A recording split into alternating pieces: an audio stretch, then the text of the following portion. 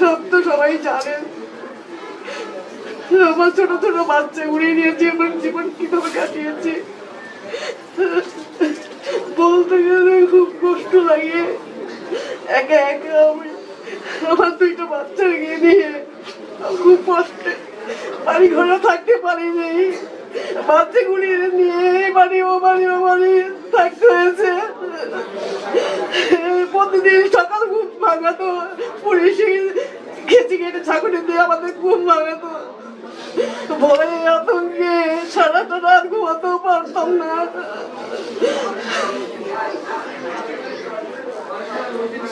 ছোট ছোট বাচ্চাগুলি বাবাকেও ঠিক মতো বাবার আদরও পেত না।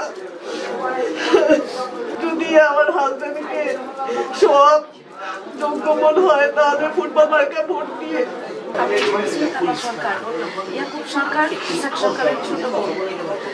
একটা পরিবারে 3টা ছেলে যখন জেলখানায় থাকে তখন বলতে পারেন সেই পরিবারটার অবস্থা কেমন হয়।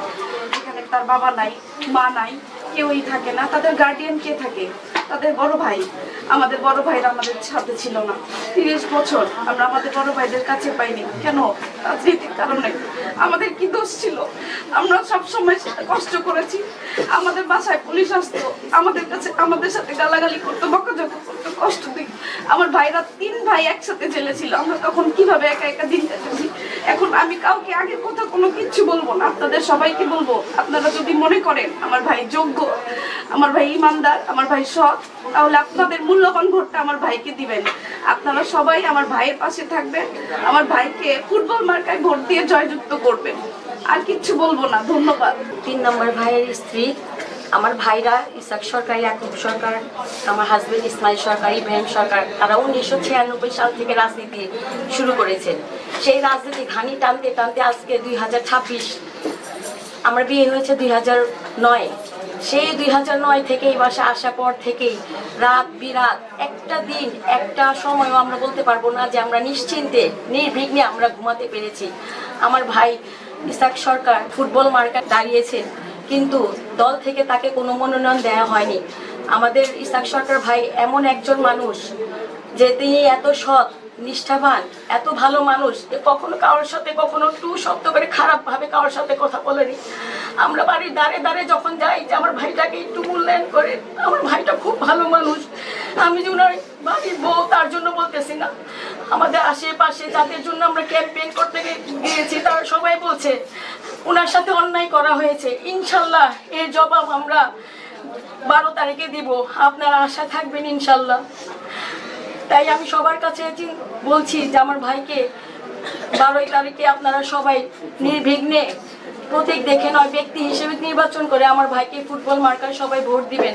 আমার বাড়ির ভাইরা, আমার ভাবিরা, আমাদের ছোট ছোট বাচ্চারা, ভাতিজারা কেউ কখনো বাবার আদর কি জিনিস বলতে পারবো না।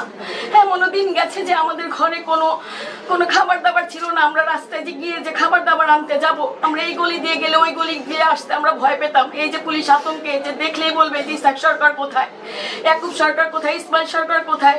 খালি বলতাম যে না, আর কয়েকটা দিন নিশ্চয়ই ইনশাল্লাহ আল্লাহ আমাদের একদিন সুদিন দেখাবে, নিশ্চয় আল্লাহ আমাদের দিকে একটু তাকাবে। তো আমি আমাদের পরিবারের পক্ষ থেকে, ইসাক ভাইয়ের পক্ষ থেকে আমরা বলতে চাচ্ছি, আপনারা, আমার ভাই এত ভালো মানুষ যে ওনার কাছে উনি গরিব, আমরা গরিব, আমাদের কাছে কোনো টাকা পয়সা নেই, আমার ভাইয়ের কাছে ভালোবাসা আছে। উনি যা বলতেছে, যা আপনাদের বলে আসতেছে যে আপনাদের আমানত, আমি আপনাদের ইনশাল্লাহ আপনাদের মতো করে আমি আপনাদের দ্বারে দ্বারে পৌঁছা দিব। এখন আমার ভাই নির্বাচিত না হয়েও বিভিন্ন স্থানে যানজট নিরসনের জন্য, তার কর্মীদের গ্যাস নিরসনের জন্য নিজের উদ্যোগে যতটুকু পেরেছেন উনি করেছেন। কিন্তু তারপরে এতটুকু যথেষ্ট না। আমার ভাইকে আরো বড় কিছু করতে হলে তাকে সংসদে যেতে হবে। আপনারা যদি একটু আমার ভাইয়ের দিকে একটু চিন্তা করেন যে না, ইসাক সরকার একজন সৎ ব্যক্তি, একজন পরহেজগার মানুষ, একজন ধর্মভীরু মানুষ, ইনশাল্লাহ আমার ভাই আপনাদের কখনো নিরাশ করবে না। আপনারা সবাই আমার ভাইয়ের জন্য দোয়া করবেন। ওনাকে 12 তারিখে আপনারা ফুটবল মার্কায় ভোট দিয়ে জয়যুক্ত করবেন ইনশাল্লাহ। মোহাম্মদ ইয়াকুব সরকারের স্ত্রী। আমার এই পরিবারের নির্যাতিত কথা আর বলে শেষ করার মতো কিছু নাই।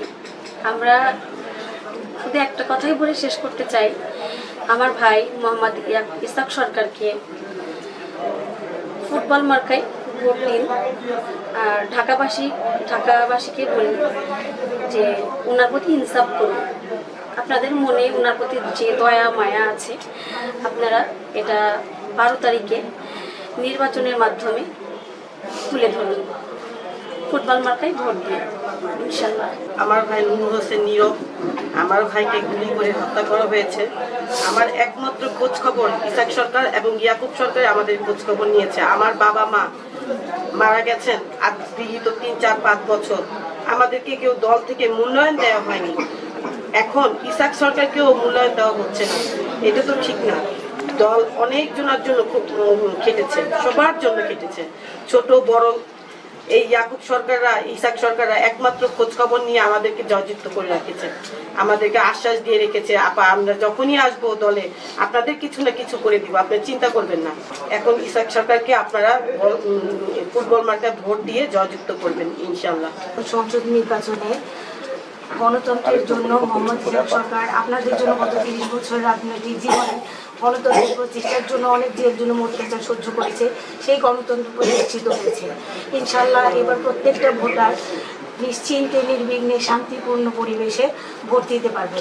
সবার নাগরিক কর্তব্য হচ্ছে একজন যোগ্য নেতাকে দায়িত্ব দেওয়া, ঢাকার সাথে যে যোগ্য নেতা জনদরদি জনগণের পাশে থাকবে। আপনারা মোহাম্মদ ইসাক সরকারকে ফুটবল মার্কায় ভোট দিয়ে আপনাদের সেবা করার সুযোগ করে দিবেন। আমাদের পক্ষ থেকে আপনাদের প্রত্যেকের কাছে আমাদের দোয়া চাইতে যাওয়ার সুযোগ হয়নি, তাই আমরা আপনাদের কাছে দোয়া চাচ্ছি। সবাই ভোট কেন্দ্রে গিয়ে আপনাদের মূল্যবান ভোটটা প্রদান করবেন। ভোট আমাদের নাগরিক কর্তব্য, একজন যোগ্য নেতার কাছে আমরা ঢাকার সাথে দায়িত্বটা দিব। ইনশাল্লাহ আপনারা যদি মোহাম্মদ ইসাক সরকারকে ফুটবল মার্কায় ভোট দিয়ে জয়যুক্ত করেন, এটা হবে ইনসাফের বিজয় আর ঢাকার সাথে বিজয়।